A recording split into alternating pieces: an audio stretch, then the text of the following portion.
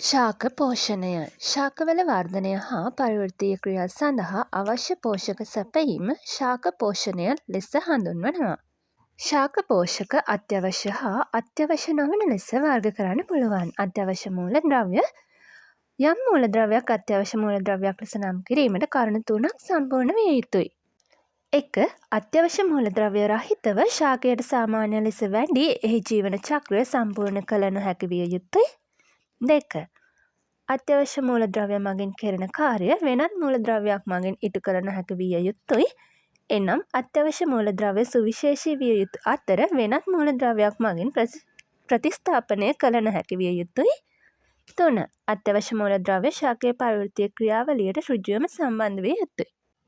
මේ අනුව අත්‍යවශ්‍ය මූලද්‍රව්‍ය 16ක් හඳුනාගෙන තියෙනවා. එම අත්‍යවශ්‍ය මූලද්‍රව්‍ය 16 නැවත මහා මූලද්‍රව්‍ය 9කටත් ක්ෂුද්‍ර මූලද්‍රව්‍යයන් 7කටත් බෙදා වෙන් කරලා තියෙනවා.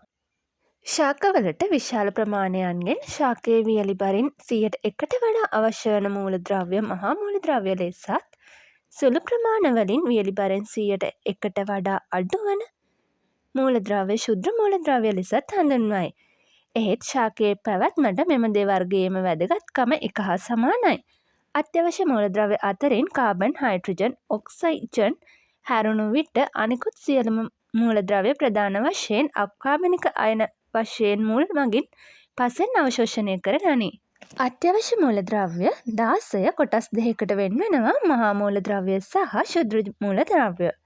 මහා මූලද්‍රව්‍ය 9ක් හඳුනාගෙන තියෙනවා. ක්ෂුද්‍ර මූලද්‍රව්‍ය 7ක් හඳුනාගෙන තියෙනවා.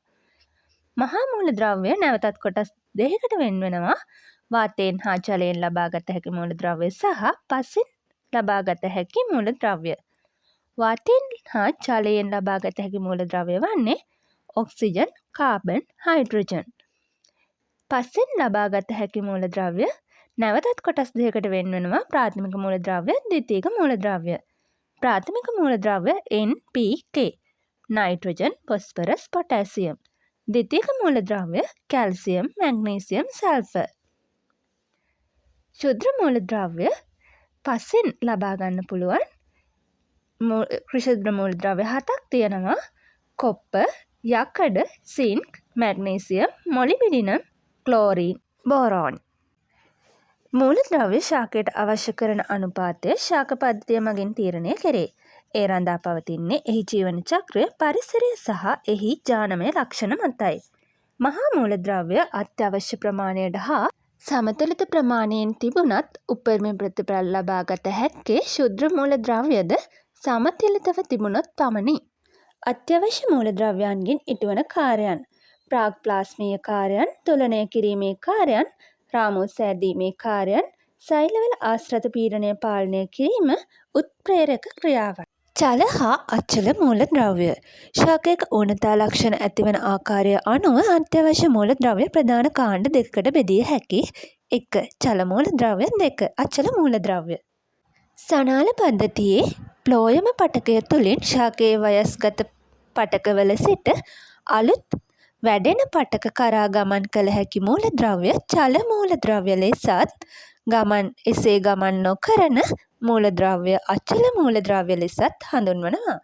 සාමාන්‍යයෙන් චල මූලද්‍රව්‍යවල ඌනතා ලක්ෂණ පරිණත පටකය තුළත්, අචල මූලද්‍රව්‍යවල ඌනතා ලක්ෂණ වැඩෙන පත්‍ර ශාකයේ අග්‍රස්ථය තුළත් දැකිය හැකියි.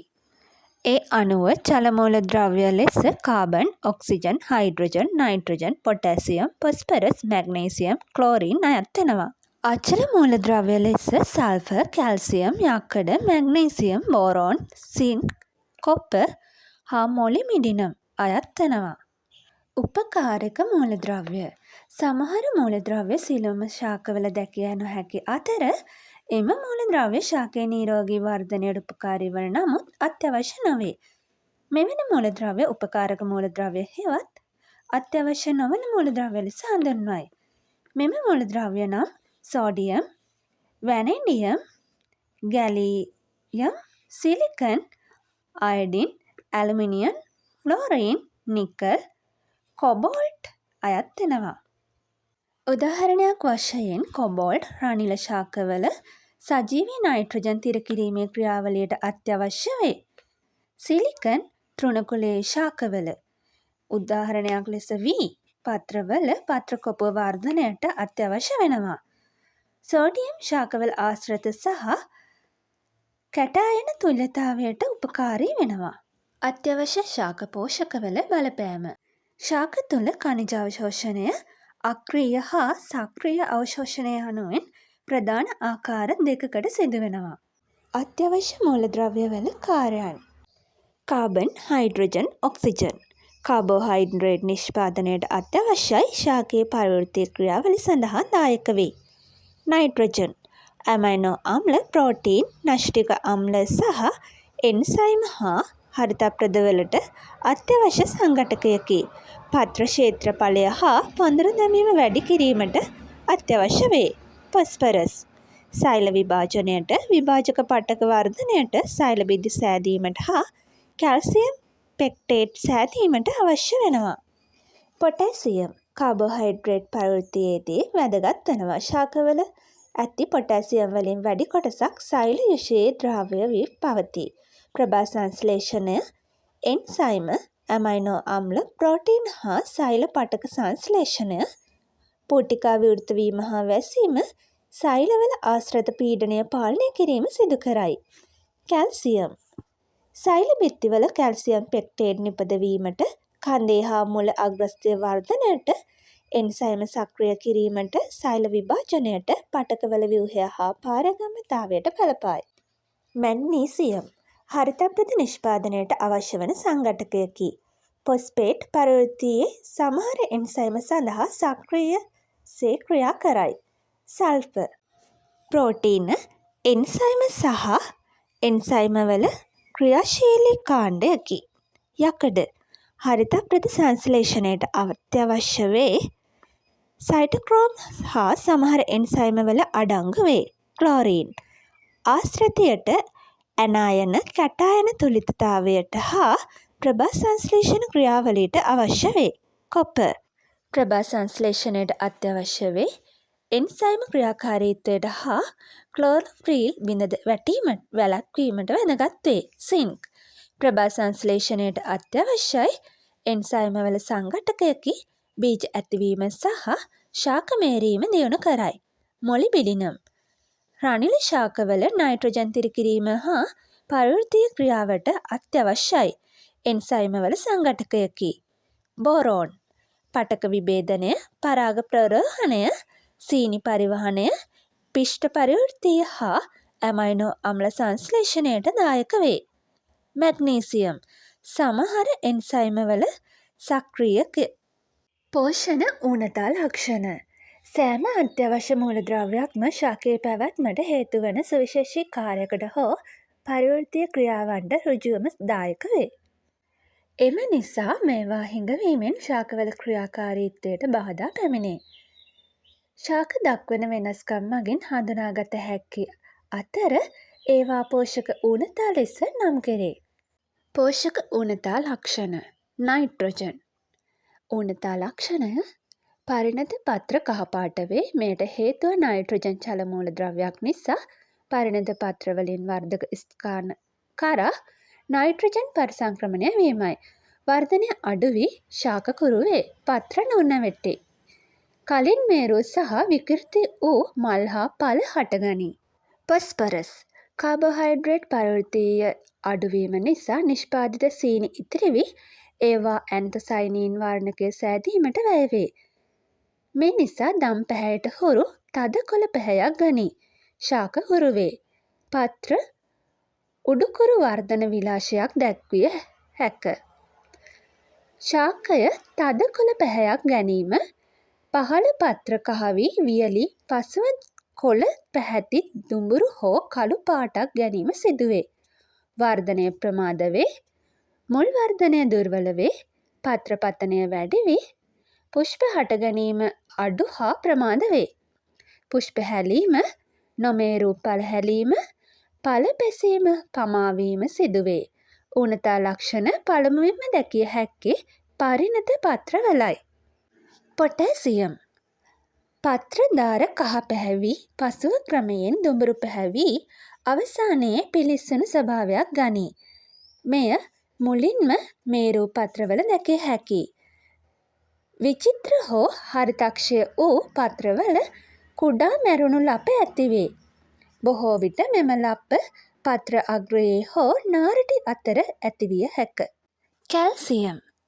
කැල්සියම් ඌනතා ලක්ෂණ ලපටි පත්‍රවල දැකිය හැකි වේ.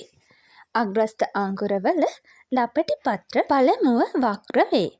ඉන්පසු කෙළවර හා දහරවල සිට පසු මැරීමක් ඇතිවේ. මෙම ස්ථානවල කැපී ගිය පෙනුමක් ඇතිවේ. අවසානයේ පත්‍ර වුන්තය මැරී යයි. අග්‍රස්ථය ඇඹරී විකෘති වේ. විභාජක පටක මැරී යයි. මූල පද්ධතිය දුර්වල වේ. නයිට්‍රජන් අවශෝෂණයට බාධා පැමිණේ. මැග්නීසියම්.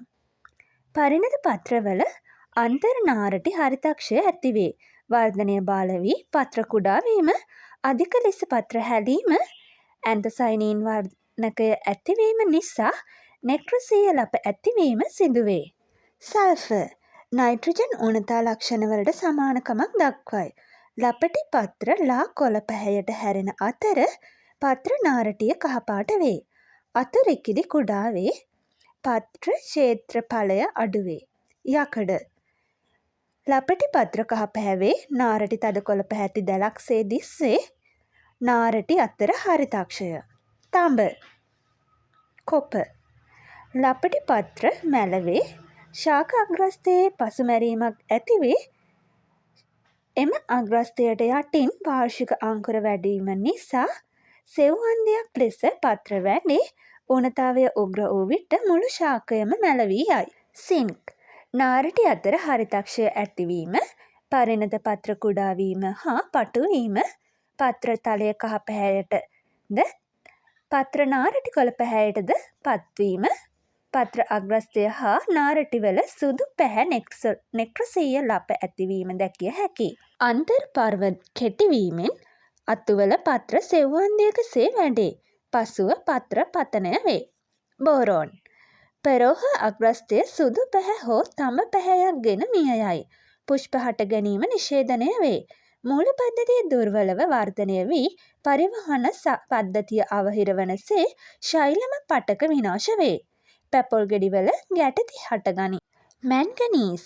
විවිධ ආකාර හරිතක්ෂය රටා හා නෙක්‍රොසීය ලප නාරටි අතර ඇතිවේ. අන්තර් නාරටි කොළ හෝ සුදු පැහැතිත් ඇතිවේ. අවසානයේ පත්‍ර පතනය වේ. පුෂ්ප හට ගැනීම පමා වේ. මොලිබිඩිනම්. ඉහළ පත්‍ර මැලවීම, ඉන්පසු අන්තර්-නාරටි විචිත්‍ර හරිතක්ෂය ඇතිවේ. පත්‍ර මැලවේ. පුෂ්පීකරණය නිෂේධනය වේ. ක්ලෝරීන්. ලපටි පත්‍රධාරය දිගේ මැලවීම සහ මිය යාම, පත්‍රවල වර්ධනය අඩුවීම, නෙක්‍රොසීය ලප ඇතිවීම, පත්‍ර තඹ පාට වී මුල් කුරුවීම, දර්ශීය ඌනතා ලක්ෂණ සෑම විටම පැහැදිලිව නිරූපණය නොවේ. වෙනත් පෝෂකයක් නිසා සිදුවන ඌනතා ලක්ෂණ වලින් වැසී යාම, රෝග නිසා ද්විතීයික හේතු, වල්නාශක හෝ කෘමීන් නිසා ඇති වූ ලක්ෂණ ආදිය නිසා ක්ෂේත්‍රයේදී පෝෂක ඌනතා ලක්ෂණ හඳුනා ගැනීම ව්‍යාකූල විය හැකියි. දුර්වල ජලවහන තත්ත්ව, පාංශු වියලි ස්වභාවය සහ යාන්ත්‍රිකව සිදුව ඇති හානි නිසා ඇතිවන ලක්ෂණ බොහෝ විට පෝෂක ඌනතා ලක්ෂණ වලට සමාන විය හැකියි.